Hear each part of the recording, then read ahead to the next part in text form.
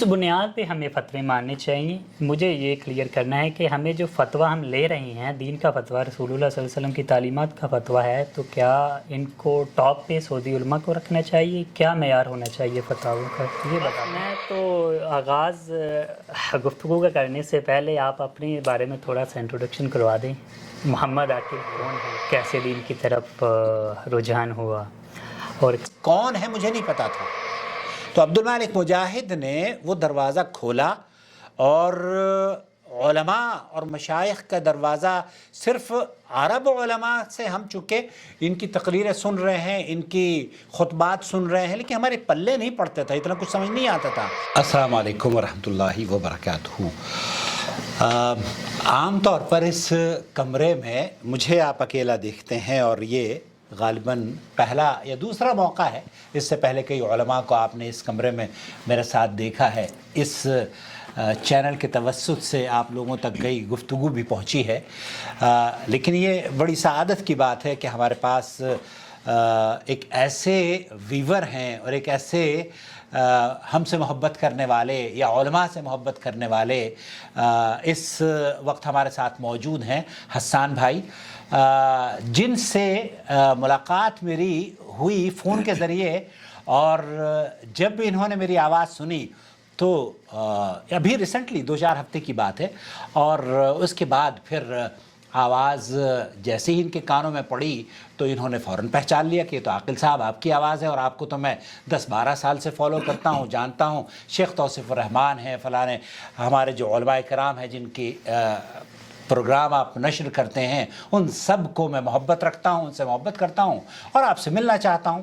اور وہ محبت اور وہ لگاؤ جو تھا حسان بھائی کا، یہاں انہیں لے آیا اور ہم نے دہلی کے خاص دہی بڑے بنا کر آج ان کی خدمت میں پیش کیے ہیں۔ جزاک اللہ شیخ۔ یہ حسان بھائی، بہت شکریہ۔ آپ کو یہ بھی بتانا ہے کیونکہ حسان بھائی کے ذہن میں یہ بات آئی کہ ایک پوڈ کاسٹ نشست کی جائے، اور اس نشست کے ذریعے یہ چاہتے ہیں کہ وہ محمد عاقل جو نور ٹی وی چینل پر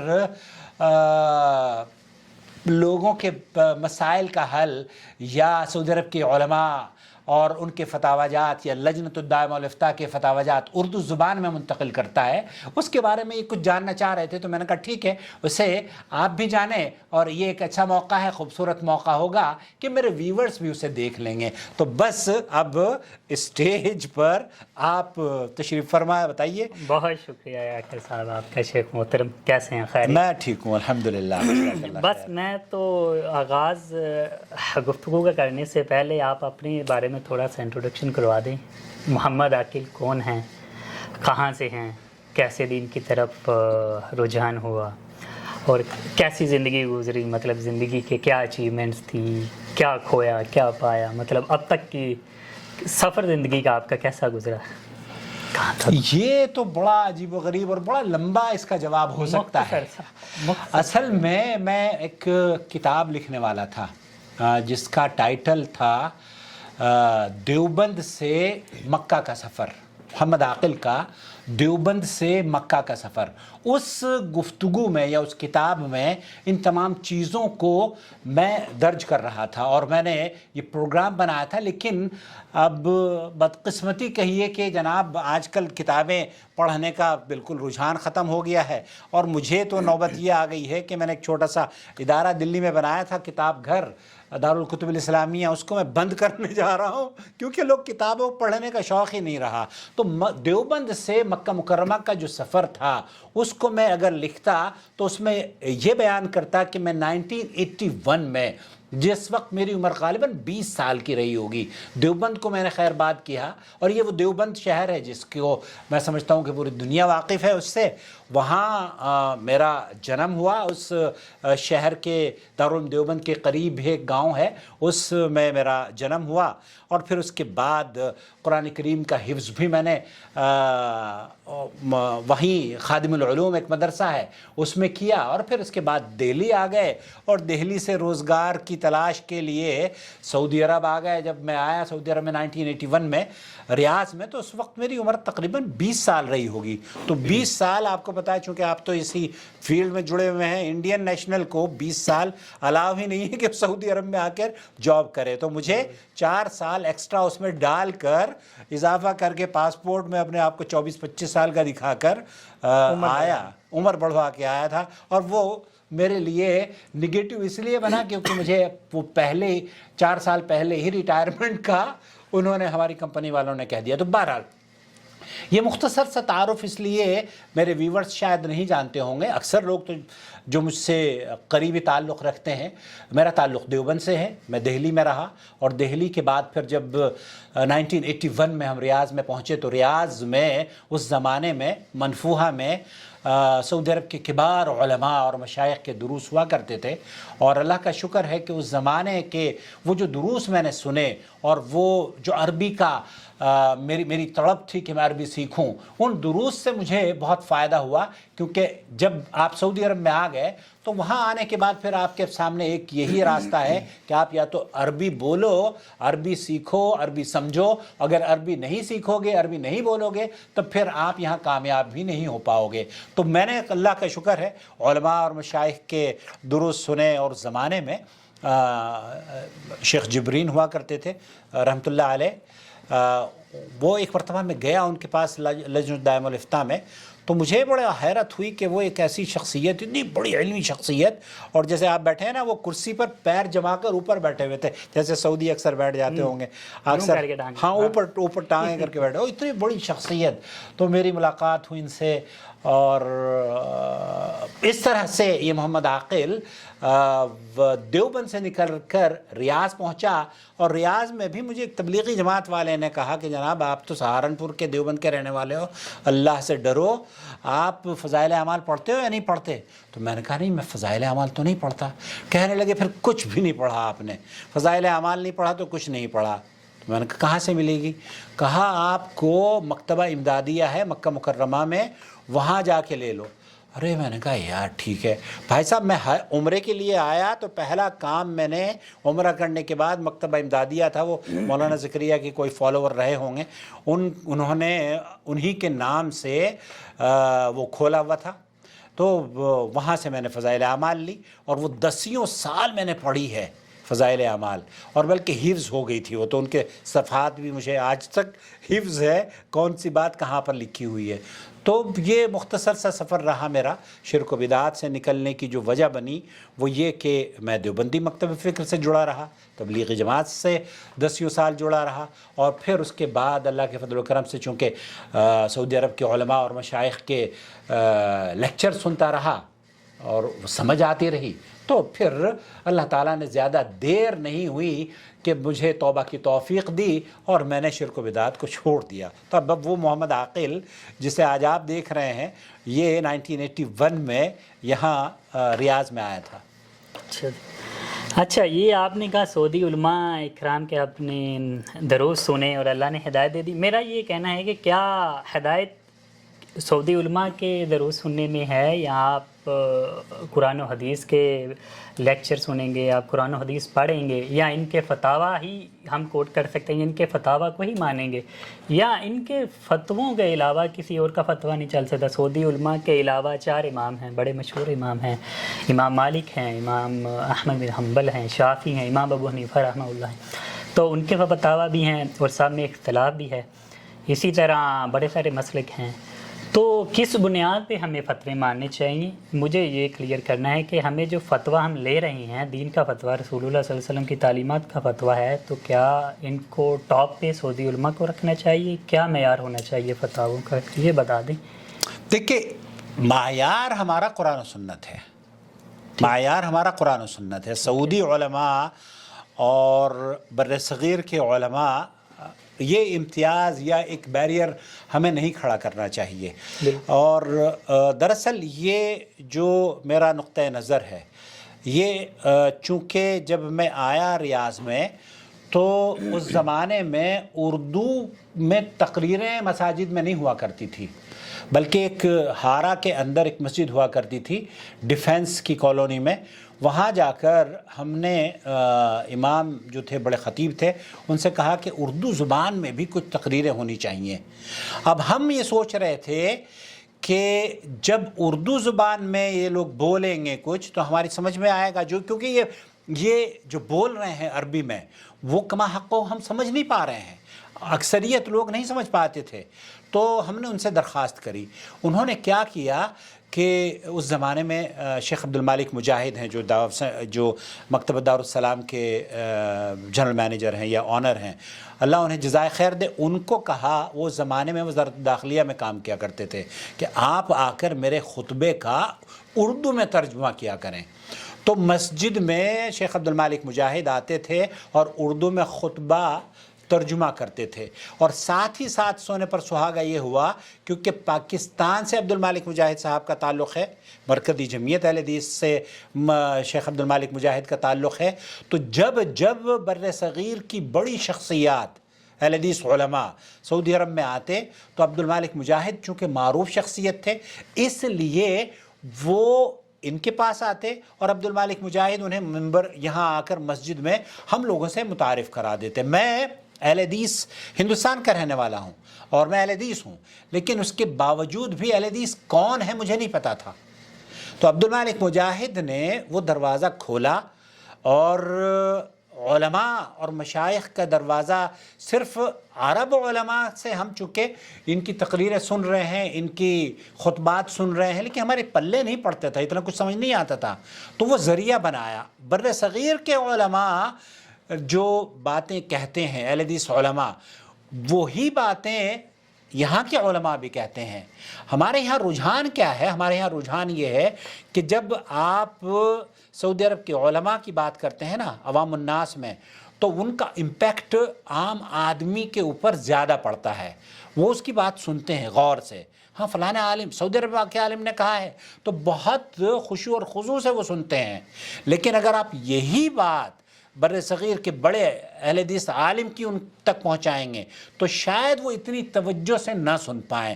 تو اس لیے میرا چینل اس طرف توجہ دے رہا ہے کہ ہم سعودی عرب کے علماء کے جو فتاوی جات ہیں وہ وہی فتاوی جات ہیں، اس میں کوئی ایسی چیز نہیں ہے جو کہ اہل حدیث کچھ اور کہتے ہیں اور یہ کچھ اور کہہ رہے ہوں۔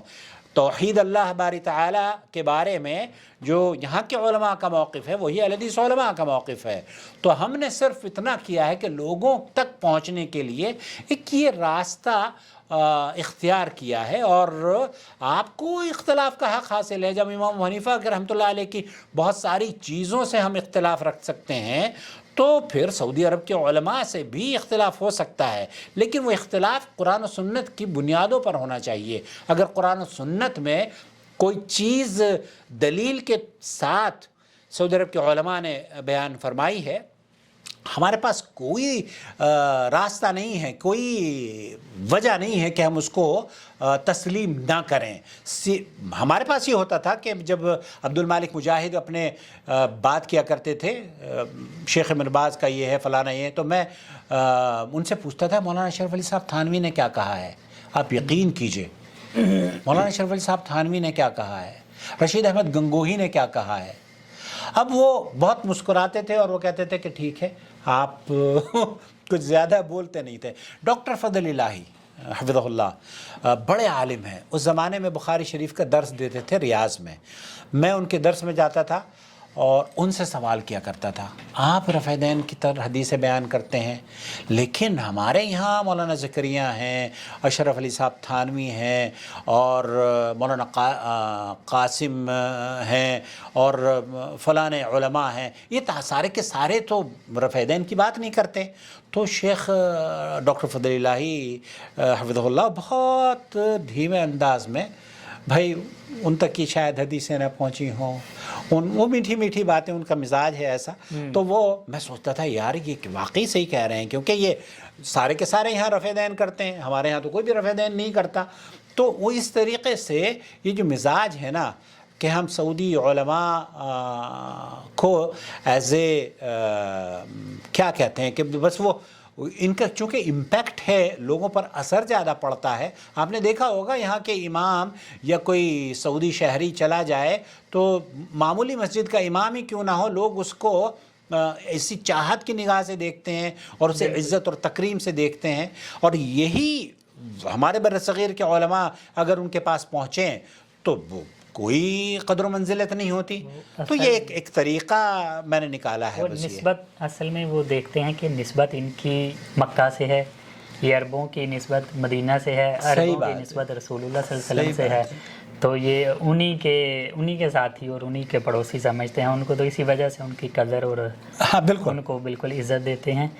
لیکن معیار میرا وہی تھا کہ بس ہمیں معیار حدیث جو ہے یا جو فتوے کا معیار ہے وہ رسول اللہ صلی اللہ علیہ وسلم بے شک جوڑنا چاہیے. بے شک وہ چاہے کسی مسلک کا آدمی یا شخص یا عالم فتویٰ دے دے یا کسی کنٹری کا کسی ملک کا انسان. بے شک صحیح ہے نا. یہ بات بالکل درست ہے آپ کی 100%. اس بات سے اتفاق رکھتا ہوں اور لوگوں کو بھی میں ہمیشہ یہی کہتا ہوں کہ دیکھیے آپ کو مہما خیانت کوئی بھی کہنے والا کوئی بھی ہو، جیسے عبداللہ ابن عمر کہا کرتے تھے نا کہ شریعہ نزلت علی محمد، شریعت تو نبی کریم صلی اللہ علیہ وسلم پر نازل ہوئی ہے، ولیس نزلت علی ابی، میرے والد پر نازل نہیں ہوئی. تو شریعت نہ ابن باز پر نازل ہوئی ہے نہ ہی مولانا مبارک پوری رحمۃ اللہ علیہ پر نازل ہوئی ہے، وہ تو نبی کریم صلی اللہ علیہ وسلم پر نازل ہوئی ہے. لیکن انہوں نے کیا کیا ہے، انہوں نے قرآن و سنت کے وہ مسائل جو ہم سے پوشیدہ تھے اسے خوبصورت اسلوب کے ساتھ ہم تک پہنچا دیے ہیں. اللہ ان کی قبروں کو جنت کا باغ بنائے. آمین آمین. اچھا شیخ محترم، ایک سوال، آپ اسپیشلسٹ ہیں رشتے جوڑنے میں، اور یہ ایک اچھی چیز بھی ہے کیونکہ رشتے جوڑنے سے اللہ تو کہتے ہیں جو انسان رشتے جوڑتا ہے دنیا میں تو اللہ اس کے معاملات بھی آسان، اس کی رزق میں بھی برکت ڈالتا ہے، اس کی زندگی بھی لمبی کرتا ہے. رشتے جوڑنے صلہ رحمی کا یہ مطلب ہے. بالکل. تو آپ یہ فریضہ سر انجام دے رہے ہیں. سب سے پہلے آپ کے چینل کے تواصل سے سب سے بڑی بات یہ ہے، ایک اچھی بات یہ ہے کہ میاں بیوی کے جو مسائل ہیں ان کا حل یہ کر رہے ہیں. تو میں یہ جاننا چاہتا ہوں کہ ان کی وجوہات کیا ہے. اکثریت آپ کے جو پاس سوال آ رہے ہیں وہ طلاق کے آ رہے ہیں.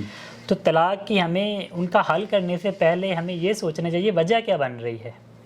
وجہ کیا ہے کہ معاملہ اس حد تک آ چکا ہے کہ طلاق دے دی گئی، 3 طلاقیں دے دی گئی یا حلالے تک کی نوبت آ جاتی ہیں. عورتیں بھی رو رہی ہیں، پریشان ہیں، مجبور ہیں، مطلب آپ سے سلوشن مانگ رہی ہیں کسی طرح ہمارا رشتہ جڑ جائے. تو کس طرح ان رشتوں کو مطلب مسلسل ایک دائمی طریقے سے جوڑے رکھنا چاہیے اور ان جیسی وجوہات سے بچنا چاہیے. اس کا حل کیا ہے؟ مطلب آپ بتا دیں کہ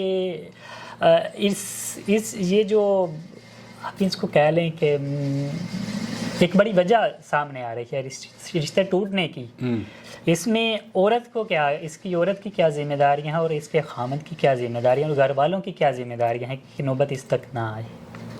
اصل میں اس سے ہم اگر صرف گھر والوں تک محدود رکھیں گے نا اس کو، تو شاید اس دائرے کو ہمیں تھوڑا سا وسیع کرنا پڑے گا. طلاق کی یا اختلافات کی جو وجوہات ہیں ان وجوہات میں سے بنیادی رول تو یہ میاں بیوی ہی ادا کرتے ہیں. پھر ان کا دائرہ ہلکے ہلکے گرو ہوتا رہتا ہے. یہ گھر سے نکل کر گھر میں پھیلتا ہے، ماں باپ یا بہن بھائی، جیسے کہ اللہ تعالیٰ قرآن کریم میں فرماتا ہے نا کہ جب اختلاف ہو جائے تو تم حکم من اہلہ و حکم من اہلہا، تو آپ خاندان کے کچھ ایسے افراد کو، اس رشتے کو جوڑنے والے افراد کو جو کہ حاکم بنے، جو کہ انصاف جانتے ہوں، جو کہ آپ کے رشتوں کی قدر کرتے ہوں، ان کو بیچ میں لے کر آئیں. اب جب ہم بیچ میں لے کر آتے ہیں تو بجائے اس کے کہ وہ سدھار لا سکیں، وہ مزید وہاں سے اور بگاڑ پیدا کرنا شروع کر دیتے ہیں. تو کپل جس کی جو پرابلم ہوئی تھی اس نے بیچارے نے غیر شعوری طور پر، جہالت کی بنیاد پر، غریبی کی بنیاد پر، نہ جانے کن کن وجوہات کی وجہ سے وہ اس نتیجے پر پہنچا کہ اپنی بیوی کو طلاق دے دیے. اب اس سے تو ایک غلطی سرزد ہو گئی ہے، لیکن اس غلطی کو اس کو اپنے دامن میں سمونے کے لیے اب سماج کو تیار ہونا چاہیے، یا حکم من اہلہ و حکم من اہلہا، اس حکم کو، اس منصف کو وجود میں آنا چاہیے جو کہ ان دونوں کے گھر کو بچا سکے. ہم جب کسی حکم کی بات کرتے ہیں تو پھر حکم میں آپ دیکھیں تو علماء کا کردار بھی نظر آتا ہے، اور اسی طریقے سے جو کورٹس ہیں، قضات ہیں، قاضی ہیں، ان کا بھی ایک اہم رول نظر آتا ہے۔ تو بجائے اصلاح کے یہ کورٹ کچہریاں ان بچوں کے گھروں کو برباد کر رہی ہوتی ہیں، معذرت کے ساتھ ناانصافی سے کام کر رہی ہوتی ہیں۔ ہندوستان کے اندر اگر آپ دیکھیں مسلم پرسنل لا بورڈ ہے، کہنے کو تو مسلم پرسنل لا بورڈ ہے وہ، لیکن ان کے تحت جو ادارے چلتے ہیں جو کہ مسلم پرسنل لا یا مسلم فیملیز کے ایشوز پر گفتگو کرتے ہیں، ان کی حالت یہ ہے کہ اگر ان کے پاس طلاق اور خلا کا کیس چلا جائے تو وہ 4-4 5-5 سال اسے سارٹ آؤٹ کرنے میں لگا دیتے ہیں۔ اب آپ اندازہ کیجئے، ایک عورت اگر 25 سال کی کورٹ میں گئی ہے اپنے کیس کو لے کر، اور وہ 5 سال کے بعد اس کو انصاف ملتا ہے، تو 5 سال کی جوانی کی اس کی عمر محترم آپ نے اس کی تباہ کر دی ہے۔ اب وہ بعض کیسز میں تو یہ ہوتا ہے کہ وہ 50-55 سال کی پہنچ جاتی ہے، اسے انصاف نہیں ملتا، اور وہ جب انصاف ملتا ہے تو اس لائق نہیں رہتی کہ وہ کسی کے ساتھ گھر بچا سکے۔ شیخ میرا یہ سوال ہے، وہ انصاف کس چیز کا انصاف لینے جا رہی ہے کورٹ میں؟ انصاف کس چیز کا؟ وہ انصاف جو اس کے ساتھ، دیکھیے کئی گھروں میں یہ ہوتا ہے کہ مرد بیوی کے ساتھ زیادتی کرتا ہے، اور کئی بیویاں ایسی ہوتی ہیں جو مردوں کے ساتھ زیادتی کرتی ہیں۔ مطلب یہ کہ میں ناشکری کا اس قدر، بعض مرتبہ تو عورتیں میرے پاس کئی فون آئے، انہوں نے کہا کہ میں ساری چیزیں اس عورت کو دیتا ہوں۔ ایک خاتون ہے، نجران میں رہتی ہے، بڑے اچھے اعلیٰ عہدے پر فائز ہیں، ڈاکٹر ہیں، اور انہوں نے کما کے شوہر کو یہاں سے دیتی رہی، جو کچھ دیتی رہی۔ جب وہ پاکستان جاتی ہیں تو اس کے پاس کچھ نہیں تھا، ایون جو اس کے بچے تھے وہ بھی اس نے لے لیے تھے، اور بعض کیسز میں تو بیچارہ دوسری شادی کر کے بیٹھا رہتا ہے وہاں پر۔ اب یہ جب جاتے ہیں، اسی طریقے سے مرد حضرات ہیں، خواتین وہاں پر رہ رہی ہیں۔ یہ ایک وہ ہے، یہی صرف وجہ نہیں ہے، بلکہ یہ وجوہات میں سے ایک وجہ ہے کہ آپ امانت دار، دیانت دار نہ ہونے کی بجائے، اللہ کا شکر ادا نہ کرنے کی بجائے، ایک آدمی جس نے آپ کے ساتھ صلہ رحمی بھی کر رہا ہے، آپ کو کما کے سعودی عرب سے، امریکہ سے، دبئی سے، نہ جانے کہاں سے بھیج بھی رہا ہے، آپ نے اس کے مال کو اڑا دیا ہے۔ اب پھر جب اختلافات ہوتے ہیں، پھر طلاق کی نوبت آتی ہے، اور طلاق میں بھی وہ غیر شرعی طلاق کے جو طریقے ہمارے یہاں رائج ہیں، اس سے طلاقیں دے دیتے ہیں، اور طلاق دینے کے بعد پھر حلال اور حرام کے دروازے کھلتے ہیں۔ اب پھر فلانے مفتی، کراچی کے مفتی صاحب کے پاس جائیے، یا مفتی فلانے کے پاس جائیے، پھر وہ جا کے اب وہ مفتی صاحب ان کے یہاں بھی، مفتیوں کے یہاں بھی، انہیں بھی ذائقہ لگا ہوا ہے حرام خون چوسنے کا۔ اب وہ حلالے کے دروازے کھول دیتے ہیں، اور پھر ایک نہ ختم ہونے والا ایسا دروازہ کھل جاتا ہے عورت اور مرد کے لیے کہ پھر ان کو اپنے گھر کو سمیٹنا ناممکن ہو جاتا ہے، تو پھر وہ تباہ برباد ہو جاتے بیچارے خاندان۔ اس کیس میں میں یہ سمجھتا ہوں کہ یہاں پہ زیادہ ذمہ داری عورت کی ہے، کہ عورت کو بہت زیادہ احتیاط کی ضرورت ہے، کیونکہ زیادہ پریشانی عورت کے لیے بن رہی ہوتی ہے، حلالے میں عورت جا رہی ہوتی ہے، ہاں ٹھیک ہے، پھر وہ اپنے گھر والوں کے لیے، اپنے بہن بھائیوں کے لیے ایک بوجھ کی شکل بھی اختیار آزمائش بن رہی ہوتی ہے، آزمائش بھی بن جاتی ہے۔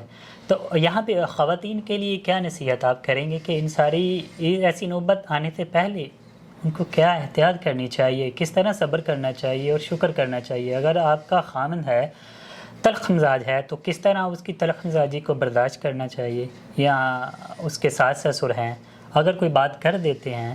کیونکہ برِ صغیر میں، پاک و ہند میں، ایون کہ بنگلہ دیش میں ہمارا تو وہ کمبائن سسٹم ہے، سارا ایک ساتھ رہنے کا سسٹم ہے، تو وہاں بہن بھائی بھی ہیں، ماں باپ بھی ہیں، پھر دوسرے رشتہ دار بھی ہیں، ایون کہ کچھ گھروں میں تو چچا چاچی بھی ہوتے ہیں، پھر اوپر نیچے کافی ایک ہی گھر میں رہ رہے ہوتے ہیں سارے۔ تو اس ماحول میں ان کے لیے کیا نصیحت ہے کہ کس طرح سے ان کا جو اپنا کریکٹر ہے، اپنا اخلاق ہے اور اپنا رویہ ہے، کس طرح رکھنا چاہیے تاکہ وہ ایک خوشحال زندگی گزار سکیں اور میاں بیوی ایک بڑے پرسکون اور پیار محبت سے زندگی گزار سکیں؟ کیا نصیحت ہے یہاں پہ خاوند کے لیے اور خصوصی اسپیشلی بیوی کے لیے؟ دیکھیے دونوں کے لیے، اصل میں خاوند، ہمارے ہاں عام طور پر رواج یہ ہو گیا ہے، ذہنی مرد کی مینٹلٹی یہ ہو گئی ہے اکثر کی سبھی نہیں ہیں ایسے کہ عورت کو قدر کی نگاہ سے نہیں دیکھتے. پیر کی جوتی ہے, یہ تو آئی ہے, چلی جائے گی, ٹھیک ہے, اس کی جگہ کوئی دوسرے لے آؤں گا. لیکن یہ بہت کام ہے, ہاں سارے نہیں ہیں, میں نے کہا کہ سارے نہیں, لیکن ہیں ایسے, ویری ریئر ہیں. ہاں ہاں بالکل ہیں. ہمارے پاس بھائی, میرے پاس فون آیا ابھا سے, ڈاکٹر ہیں, اسپیشلسٹ ہیں, اس کی بیوی نے مجھے فون کیا حمام میں لاک کر کے اپنے آپ کو, کہ نہیں مجھے آ کے بچا لیجئے, یہ میری آنکھ اس نے پھوڑ دی ہے مار مار کے. وہ کچھ سائیکو ٹائپ کے بھی ہوتے ہیں, سبھی طرح کے ہوتے ہیں, سبھی طرح کے. اسی طریقے سے عورت ہے, شوہر نے مجھے کل لائیو کئی مرتبہ اس نے کہا کہ میں جب اپنی بیوی کے پاس گیا تو بیوی میری ہیلتھی ہے, اور جب اختلاف ہوا تو اس نے مجھے نیچے گرا دیا اور میرے سینے پر چڑھ کر بیٹھ گئی. موٹی تھی, ہاں اس نے خیر پہلوان ٹائپ کے رہی ہوگی وہ. تو اب دیکھیے دونوں کے اندر جب ہم لوگوں کو کیا کہتے ہیں کہ اختلافات کا ہو جانا کوئی ایسی بڑی بات نہیں ہے. اختلافات ماں باپ کے درمیان بھی ہوتے ہیں, بھائیوں میں بھی ہوتے ہیں, میاں بیوی میں بھی ہوتے ہیں, لیکن اسے حل کرنے کے جو طریقے ہم لوگ اپناتے ہیں نا, وہ ناجائز طریقے ہوتے ہیں اور غیر شائستگی سے ان کا حل ہم تلاش کرتے ہیں. اللہ کے رسول صلی اللہ علیہ وسلم کے پاس ایک راہب ہے, اور وہ آتا ہے, اور وہ یہ جاننا چاہ رہا تھا کہ نبی کریم صلی اللہ علیہ وسلم کی میں ساری نشانیاں دیکھ چکا ہوں, ان نشانیوں میں سے میں نے یہ پڑھا ہے کہ جب نبی کے ساتھ بدتمیزی کی جائے نا, تو جتنی بدتمیزی کی جاتی ہے نا, یہ نبی اتنا ہی نرم مزاج ہو جاتا ہے. اور یہ وہ خصلت ہے, یہ وہ سچویشن تھی جو کہ وہ راہب نبی کریم صلی اللہ علیہ وسلم کے پاس آتا ہے اور آ کے ایک فرضی معاملہ کرتا ہے. نبی کریم صلی اللہ علیہ وسلم سے کہتا ہے کہ مجھے فلانی کھجور چاہیے, اور آپ مجھے کھجور کا ایک ایگریمنٹ کرتے ہیں. تو نبی کریم صلی اللہ علیہ وسلم کہتے ہیں ٹھیک ہے, کچھ دنوں کے بعد آپ اپنی جو کھجوریں ہیں وہ آپ آ کر لے لیجئے گا. یہ معاہدے سے پہلے اپنی اخلاق نبوت کو دیکھنے کے لیے کہ یہ معاملہ کیسا کرتا ہے, ان کے پاس پہلے پہنچ جاتا ہے اور جا کے کہتا ہے قمیض پکڑ کر, گریباں پکڑ کر, اور نبی کریم صلی اللہ علیہ وسلم کو بھی نہیں کہتا بلکہ باپ دادا کو کہتا ہے کہ تمہارے باپ دادا سارے کے سارے ایسے ہی ہیں, مال لیتے ہو دیتے نہیں ہو, میرے مال کہاں ہے, میرا مال. حضرت عمر وہاں پر موجود ہیں. حضرت عمر نے کہتے ہیں اللہ کے رسول مجھے اجازت دیجئے میں اس کی گردن تن سے الگ کر دوں. اللہ کے رسول صلی اللہ علیہ وسلم نے فرمایا نہیں عمر, یہ بات تمہاری غلط ہے, تمہیں کیا کہنا چاہیے تھا, تمہیں اس سے کہنا چاہیے تھا کہ تم ادب اور شائستگی سے اپنا جو مطالبہ ہے وہ ادب اور شائستگی سے نبی کریم صلی اللہ علیہ وسلم سے کرو, مجھ سے کرو. یہ جو کہہ رہا ہے, یہ دعویٰ کر رہا ہے نا, ادب اور شائستگی سے کرے. اور آپ کو مجھ سے یہ کہنا چاہیے تھا کہ ان کا جو حق ہے وہ آپ مجھے دے دیں, ان کو دے دیں تاکہ معاملہ رفع دفع ہو جائے. تو آپ ایسا نہیں کریں. تو ہمارے پاس کیا ہوتا ہے کہ جب ہم سچویشن ایسی ہوتی ہے نا کہ غصے کی سچویشن ہوتی ہے, تو ایک دوسرے کی بجائے ہم عزت کرنے کے ایک دوسرے کے اوپر حملہ آور ہو جاتے ہیں. مرد کی عورت کمیاں نکال رہی ہوتی ہے اور عورت کی کمیاں مرد نکال رہا ہوتا ہے. یہاں اللہ کے رسول صلی اللہ علیہ وسلم کے اسوے سے ہمیں ان دونوں کے لیے ملتی ہے کہ دیکھیں کہ ایسی نوبت آئی کہ ایک آدمی نبی کریم صلی اللہ علیہ وسلم کے گریباں پر ہاتھ ڈال رہا ہے, اور ایک آدمی نبی کریم صلی اللہ علیہ وسلم کے آبا و اجداد کو برے القاب سے نواز رہا ہے. وہ نبی کریم صلی اللہ علیہ وسلم اس وقت کہہ رہے ہیں اپنے غصے پر قابو رکھتے ہوئے کہ ادب اور شائستگی سے, تحمل سے ہم اپنے اس کا مظاہرہ کریں. تو یہاں جب یہ اختلافات ہوتے ہیں نا, میاں بیوی کے جو اختلافات ہیں, انہیں ہم حل کرنے کے لیے اگر دونوں سے یہ کہیں کہ آپ ادب اور شائستگی سے اور خندہ پیشانی سے, صبر سے, یہ عورت جس سے کچھ غلطیاں ہوئی ہیں, یہ عورت شاید تمہارے بچوں کی ماں ہے. اللہ کے رسول صلی اللہ علیہ وسلم نے بھی فرمایا ہے نا کہ اگر یہ کچھ اس کی برائیاں تمہارے سامنے ہیں تو اس کی اچھائیوں کو بھی تو یاد کر لیا کرو نا. ایسے ہی مردوں کے بارے میں بھی ہے. تو مردوں کے اندر بھی کچھ برائیاں ہیں. آپ کو ہمارے یہاں دیکھیے عورتوں کی, کل ایک میرے پاس کیس آیا, میں نے اس عورت کو کہا کہ بیٹے آپ کو پتہ ہے ہمارے یہاں تو جو غیر شادی شدہ بچیاں ہیں انہی کے نکاح نہیں ہو پا رہے ہیں. اب آپ اگر یہ کہہ رہی ہو کہ مجھے اس کے ساتھ نہیں رہنا تو اس کا مطلب یہ ہے کہ شاید آپ کے پاس کوئی پلاننگ ہوگی ایسی. تو اس نے مجھ سے جب فون بات ختم ہو گئی تو اس نے کہا کہ میں صرف اس کو پریشرائز کرنا چاہ رہی تھی کیونکہ یہ مجھ پر بہت زیادہ سختیاں کرتا ہے. اور اس کا نتیجہ یہ ملا کہ اس شوہر نے اس کی بات کو قبول کر لیا کہ بھئی چلیے ٹھیک ہے، آپ کو میں مکہ مکرمہ عمرے کے لیے بلا رہا ہوں، آپ آ جائیے عمرے کے لیے، پیسے خرچ کیجئے. تو عورتوں کی دلجوئی کرنی چاہیے، عورتوں کی عزت کرنی چاہیے، عورتوں کی قدر کرنی چاہیے. میرا تو میں ہمیشہ یہ کہتا ہوں کہ رشتے توڑنے نہیں چاہیے، رشتوں کو جوڑ کے رکھیں. اور تو شیخ یہ بتا دیں کہ نبی اکرم صلی اللہ علیہ وسلم کا اپنی بیویوں کے ساتھ سلوک کیسا تھا؟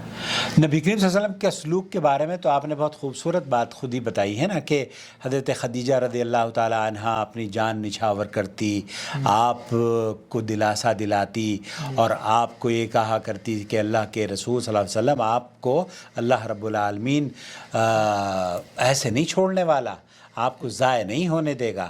اور یہ دلاسا دلایا کرتی تھی، جان مال تن من دھن سے سپورٹ کیا کرتی تھی. بلکہ حضرت عائشہ رضی اللہ تعالی عنہا کا اگر آپ دیکھیں تو وہ فرض روزے جو اللہ تعالیٰ نے فرض کیے ہیں ان کے اوپر، وہ فرض روزے ہی وہ شوال میں نہ رکھ کر جب بیچ کے سالوں میں پورے شعبان وغیرہ میں رکھا کرتی تھیں تاکہ نبی کریم صلی اللہ علیہ وسلم کی اچھی طریقے سے وہ خدمت کر سکیں. تو آپ کی زوجات مطہرات جتنی بھی ہیں، ہماری ماں رضوان اللہ علیہن اجمعین، وہ ساری کی ساری نبی کریم صلی اللہ علیہ وسلم پر جان نشاور کیا کرتی تھی. وہ مدینے کی ہر خاتون، مدینے کا ہر فرد اللہ کے رسول صلی اللہ علیہ وسلم کی خدمت میں رہتا تھا. تو یہ تو ان کا حق تھا اور اس حق کو ان خواتین نے کما حق کو پورا کیا ہے.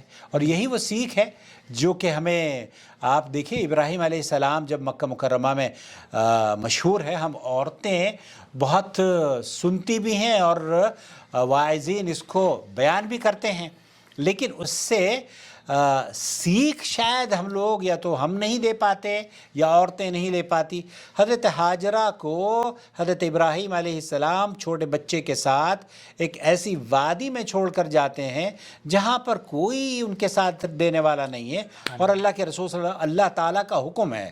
اب یہاں اگر ہماری عورتیں ہوں تو کیا کریں؟ ہماری عورتیں ہوں تو واویلا کرنا شروع کر دیں، وہ تو گلے پڑ جائیں. حضرت ابراہیم کی اگر آج کی کوئی عورت وہاں پر بٹھا دیں تو کیا حضرت ابراہیم کا حال کرتی؟ آپ بتائیے، آپ کی مسکراہٹ بتا رہی ہے کہ کیا وہ ہوتا حضرت ابراہیم کے ساتھ. شیخ اللہ معاف کرے، بہت برا حال ہو.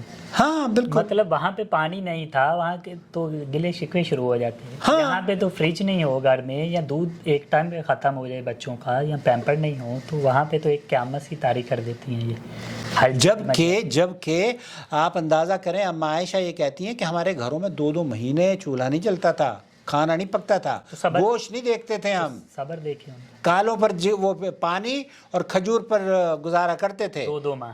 ہاں اب آپ یہاں بتائیے، ہمارے گھروں میں کوئی بھی، میرے ویورز کا گھر میرے خیال سے ایسا نہیں ہوگا جو کہ ہفتے میں گوشت نہ پکتا ہو، چکن نہ کھاتے ہوں، دودھ نہ پیتے ہوں اور بچوں کو باہر نہ کھلاتے ہوں. الا ایک آدھ گھر کوئی ایسا ہو تو اللہ تعالیٰ اس کی تنگ دستی کو دور کر دے. لیکن عام طور پر گھر ایسے ہیں کہ ہمارے گھر میں فریج بھی ہے، اے سی بھی ہے، پنکھے بھی ہیں، سب کچھ، سب آسائشیں ہیں. تو وہ یہ کہہ رہی ہے کہ ہمارے گھر میں 2 مہینے تک کے چولہے نہیں جلتے تھے. اس کے باوجود بھی اللہ کا شکر کرنے والی ہیں. الحمدللہ ان کو ساتھ مل گیا نا شوہر کا. بالکل، اصل میں وہ شوہر کے ساتھ رہنا چاہتی تھی. مسئلہ یہ ہے کہ ان کا ویژن بہت دور تک تھا. ان کو پتہ تھا کہ نبی کے ساتھ جڑے رہیں گے تو ہم جنت میں بھی اسی طرح جائیں گے. صحیح بات. تو یہ جو تکلیفیں ہیں یہ دائمی نہیں ہیں. بالکل، یہ بالکل عارضی تکلیفیں ہیں، عارضی مشکلات ہیں، یہ ختم ہو جائیں گی. تو بالکل اسی طرح میں بھی یہی کہنا چاہتا ہوں کہ جو خواتین ہیں ان کو بھی یہی سوچنا چاہیے، اگر تو آپ کا خامند اچھا ہے اور نیک ہے اور محنتی ہے تو آپ کو بھی صبر کر لینا چاہیے. بالکل صبر. اللہ انشاءاللہ جنت دے گا، بہت اچھی جنت دے گا اور اعلیٰ جنت دے گا. رسول اللہ صلی اللہ علیہ وسلم نے فرمایا عورت کے لیے جنت، دنیا میں چلتی پھرتی جنت دیکھنی ہو تو کوئی بھی دیکھ لیں جس میں چند خصوصیات ہیں. تو وہ نماز پڑھے، خامند کی خدمت کرے، 5 ٹائم کی نماز پڑھے، بالکل خامند کی خدمت کرے، تو وہ دنیا میں چلتی صحیح بات، صحیح بات. تو یہی چیزیں نبی کی بیویوں کو پتہ تھی، سمجھ تھی، وہ صبر کر رہی تھی. لیکن آج کل کی جو بیویاں ہیں ان کو یہ بات سمجھ میں نہیں آ رہی. اللہ ان کو ہدایت دے. اور نتیجے میں پھر یہ نتیجے میں معاملات خراب ہوتے ہیں. معاملات خراب ہو رہے ہیں. اور گزارش یہ ہے کہ یہ ان چیزوں کو سمجھنا چاہیے ان کو، اپنے گھروں کے لیے، ہمارے لیے نہیں، ہمارے یا آپ کے لیے نہیں ہے. صحیح بات ہے، صحیح بات. کیونکہ آپ یہ جو سیشن کر رہے ہیں اور آپ لائیو کن کے لیے لوگوں کے لیے آ رہے ہیں، ان کے مسائل حل کر رہے ہیں، تو ان مسائل کی وجہ ہی تو یہی ہے. صحیح بات، صحیح تو بات. آپ کی بھی کوشش یہی ہوتی ہے کہ جو دو کپل ہیں ہنسی خوشی رہ لیں، صلح سے رہ لیں. تو ان ساری چیزوں کا مقصد یہی ہے کہ ان چیزوں کو انہیں نبی کی بیویوں سے سیکھنا چاہیے.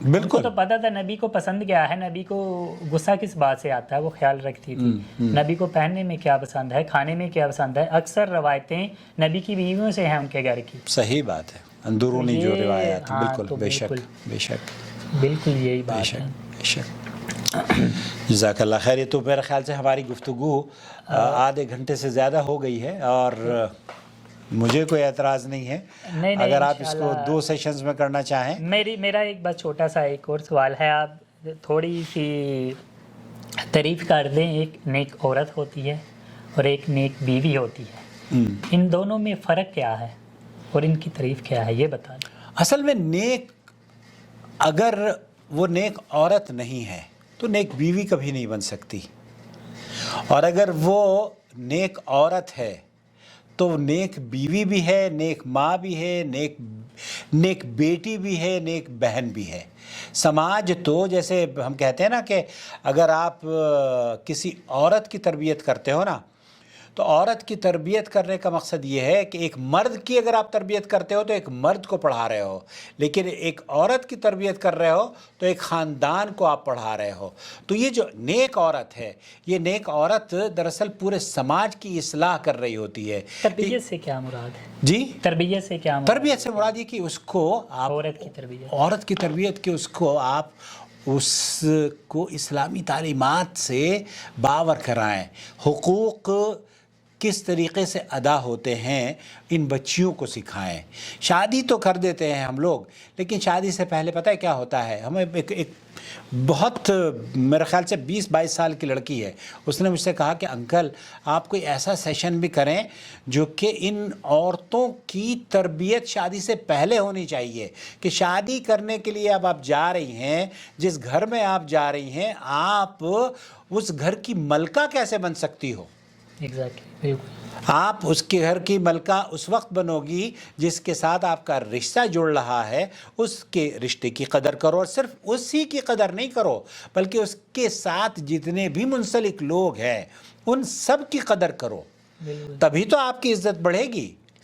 اور یہ یک طرفہ نہیں ہوتا، یہ دونوں طرفہ ہے. آپ ہمارے یہاں کیا ہے کہ شادی ہو گئی اور شادی ہونے کے بعد بس عورت یہ چاہتی ہے کہ شوہر میری جو مطالبات ہیں وہ پورے کرتا رہے. اور بعض عورتوں کو تو یہ بھی دیکھا گیا ہے کہ وہ اپنے جو ساس سسر ہیں ان کو نگلیکٹ کروانا شروع کر دیتی ہیں. ہمیں ان کی پرواہ نہیں ہے، آپ ان کو چھوڑ دیجئے. اب وہ میں کل بھی ایک صاحب نے مجھ سے کہا، میں نے کہا بھیا اس کو خادم رکھ دو اپنے گھر میں. کہ نہیں خادم تو نہیں رکھ سکتا میں، میری بیوی یہ مطالبہ کر رہی ہے. تو میں نے کہا بیوی، اب یہاں آپ رجال قوامون علی النساء، پھر آپ کو یہاں ٹیکل کرنا ہوگا، آپ کو پھر اس کو تربیت دینی ہوگی. تو ہمیں اپنی بچیوں کو، اگر ہم یہ چاہتے ہیں کہ یہ اچھی بچیاں بنیں، اچھی بیویاں بنیں، اور جس جگہ جائیں ان کی قدر اور منزلت میں اضافہ ہو، تو ان کی تربیت شادی سے پہلے کر دی جائے کہ آپ جہاں جا رہی ہیں وہ رشتہ ایک مبارک رشتہ ہے، اس مبارک رشتے کی آپ کو قدر کرنی ہوگی. ورنہ نتیجے میں کیا ہوگا کہ شاید آپ اپنے ماں باپ کے لیے بھی آزمائش کا شکار کی وجہ بن جاؤ، اور پورے سماج کے لیے آپ ایک، اللہ نہ کرے کہ کوئی ایسی بات ہو جائے جو کہ آپ کی بھی آبرو اور عزت پر حرف آئے، اور آپ کے والدین کی عزت بھی کسی سوالیہ نشان کا شکار بنے. تو عورتوں کی تربیت بہت ضروری ہے، بہت ضروری ہے. اس لیے میں یہ دیکھتا ہوں کچھ لوگ، عورتیں نیک تو ہوتی ہیں، نمازیں بھی پڑھ رہی ہوتی ہیں، اللہ کے حقوق بھی ادا کر رہی ہوتی ہیں، لیکن وہ اس ٹائم تک عورتیں ہوتی ہیں. یا لڑکیاں ہوتی ہیں، لیکن جیسے ہی شادی ہوتی ہے تو معاملات ان کے وہی ہوتے ہیں، روزے بھی ہوتے ہیں، قرآن بھی ہوتا ہے، نماز بھی ہوتی ہے، تلاوت بھی ہوتی ہیں، دعائیں بھی ہوتی ہیں، اوورآل سارے اللہ کے حقوق ہوتے ہیں، لیکن جو لوگوں کے حقوق ہیں، انسانوں کے حقوق ہیں، اس کے ساتھ جو جڑے لوگ ہیں ان کے حقوق وہ ادا نہیں کر پاتی صحیح سے، یا ان کا خیال نہیں رکھ پاتی. تو یہ چیزیں بہت ضروری ہیں، بہت ضروری ہیں. ہمارے ہاں ہم نے ایک پروگرام کیا تھا 2006 میں، غالباً شیخ توصیف الرحمان راشدی کو ہم نے بلایا، تو یہ سوال آیا کہ عورت مرد کی، اپنے شوہر کی خدمت کس طریقے سے کر سکتی ہے. تو شیخ توصیف الرحمان نے کہا کہ کیا ایسی عورتیں بھی ہوتی ہیں جو مردوں کی خدمت کرتی ہیں؟ اچھا، وہ چونکہ وہ ریکارڈنگ ہو رہی تھی، وہ ریکارڈ ہوئی، تو ایک خاتون نے لاہور سے شیخ توصیف الرحمان کو کہا کہ وہ ہمیں یہ لگتا ہے کہ آپ کو ایک ایسی عورت کی ضرورت ہے جو آپ کی خدمت کر سکے، میں آپ کی خدمت کرنے کے لیے تیار ہوں. اور وہ آج ان کے بچوں کی اماں ہے. تو اللہ کا شکر ہے کہ، اور یہ کوئی عیب نہیں ہے، کوئی عیب نہیں ہے، کوئی عیب نہیں ہے، بلکہ عورتیں، اور اس کی میں سمجھتا ہوں شیخ توصیف ماشاءاللہ یہ ان کا پیٹ پیچھا ہے، پتہ نہیں وہ اس ویڈیو کو دیکھیں گے تو کیا کہیں گے. البتہ لیکن وہ جب بھی اپنی بیوی کا نام لیتے ہیں یا اس کی غیر موجودگی میں اس کے تذکرہ کرتے ہیں، اپنے دوست احباب میں ہم سے ملاقات جب ہوتی ہے ان کی پرائیویٹ نجی گفتگو میں، تو بہت عزت اور وقار سے ان کو دیکھتے ہیں. یہی چیز تو چاہیے، یہی پوائنٹ ہر عورت کو اسی چیز کی کوشش کرنی چاہیے کہ اس کا خامن کسی بھی اس کی غیر موجودگی میں جہاں بات کرے اس کا دفاع کر سکے. بالکل بالکل. بہرحال اس کی تعریف تو کرنی ہی کرنی ہے، اس کا دفاع بھی کر سکے. بالکل. اور اس میں ایک بند ہو گیا؟ نہیں، اس میں ایک چھوٹی سی اور چیز ایڈ کروں گا بس. عورتیں جو ہے نا، میں دیکھتا ہوں کہ اکثر کیا کرتی ہیں، خامند کے ساتھ بھی صحیح ہوتی ہیں، معاملہ سارے صحیح ہوتا ہے، خامند کی بے حد عزت کر رہی ہوتی ہیں، محبت بھی کر رہی ہوتی ہیں، کام بھی کر رہی ہوتی ہیں، بچوں کا بھی خیال رکھتی ہیں، لیکن اس کے ساتھ ساتھ خامند کے جس کے ساتھ رشتے ہیں ان کا خیال نہیں رکھ رہی ہوتی، جس کی وجہ سے خامند اس کو وہ محبت اور عزت نہیں دے پاتا جو اس کا دینی چاہیے. تو اس بارے میں بھی عورتوں کو خیال کرنا چاہیے میرے خیال سے. جو بیویاں ہیں، مثال کے طور پہ میری اٹیچمنٹ، میری خوشی جڑی ہے میرے ماں باپ کے ساتھ یا میرے بہن بھائیوں کے ساتھ. بالکل. ہاں. تو میری جو وائف ہے اس کی خوشی جڑی ہے میرے ساتھ. ہاں. ٹھیک ہے، وہ چاہتی ہے کہ میں خوشی دوں اس کو جس طرح وہ مجھے خوش کر رہی ہے، لیکن وہ اس طرح میرے ماں باپ کو خوش نہیں کر رہی، تو میں چاہ کے بھی اس کو وہ خوشی نہیں دے پا رہا، وہ پیار نہیں دے پا رہا. یہ تو ناانصافی ہے، یہ تو ناانصافی ہے. آپ بھی چاہتے ہو نا کہ آپ کے والدین کی عزت ہو. بالکل. تو یہ چیز کا شیخ میں یہ سمجھتا ہوں کہ یہ عورتوں کو اس چیز کے پہ بھی غور کرنا چاہیے کہ خامند آپ کو احترام عزت تو دے سکتا ہے دل سے، اس بنا پہ کہ آپ اس کے جس سے اس کو محبت ہے آپ اس سے محبت کریں، جس سے اس کی اٹیچمنٹ ہے آپ جس سے اس کو تکلیف ہوتی ہے وہ اس سے آپ تکلیف نہ دو.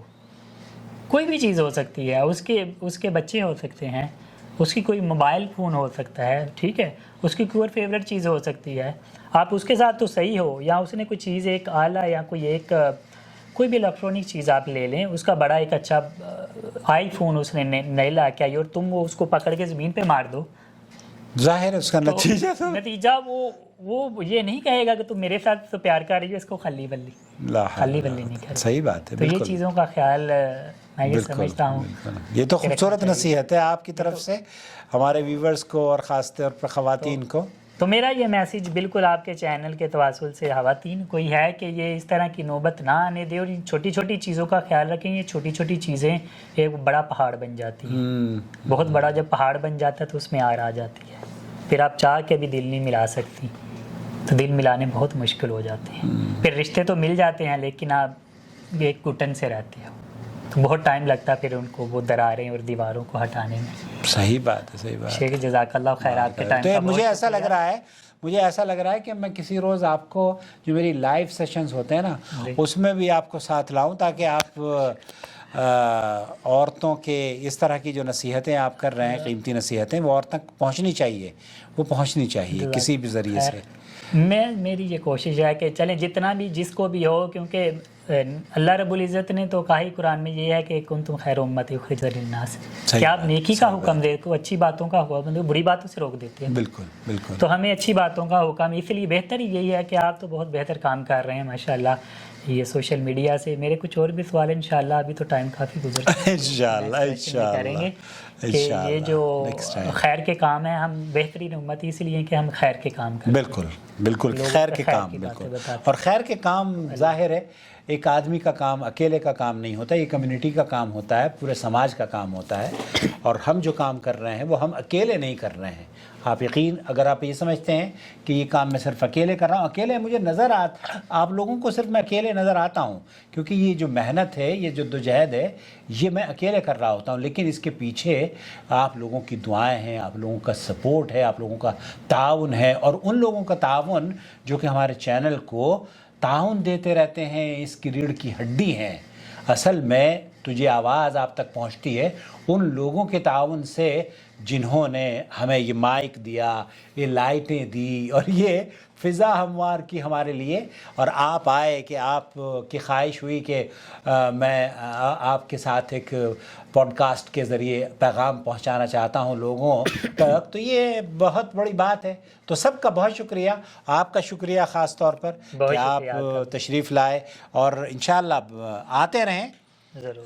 میری لائیو سیشن میں بھی کسی روز میں کوشش کروں گا کہ آپ آئے، اور جو کالز آتی ہیں خواتین کی، اگر آپ لوگ بات کرنا چاہتے ہو نا حسان بھائی سے، تو پھر مجھے بتا دیجئے گا، میں ان کو نیکسٹ ٹائم اپنی لائیو سیشن میں بھی ملاقات کے لیے آپ لوگوں کے سامنے یہاں پر پیش کر دوں گا انشاءاللہ تعالی۔ اللہ قبول کرے۔ آمین آمین۔ تب تک کے لیے اپنا بہت خیال رکھیے، اور جڑے رہیے چینل سے۔ ہمارا یہ پوڈ کاسٹ کیسا لگا آپ کو پلیز ہمیں ضرور بتائیے گا۔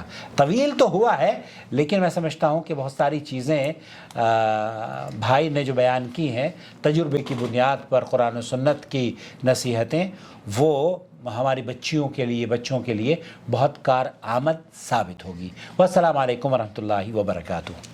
الله ولي الذين آمنوا يخرجهم من الظلمات إلى النور والذين كفروا أولياؤهم الطاغوت يخرجونهم من النور إلى الظلمات أولئك أصحاب النار هم فيها خالدون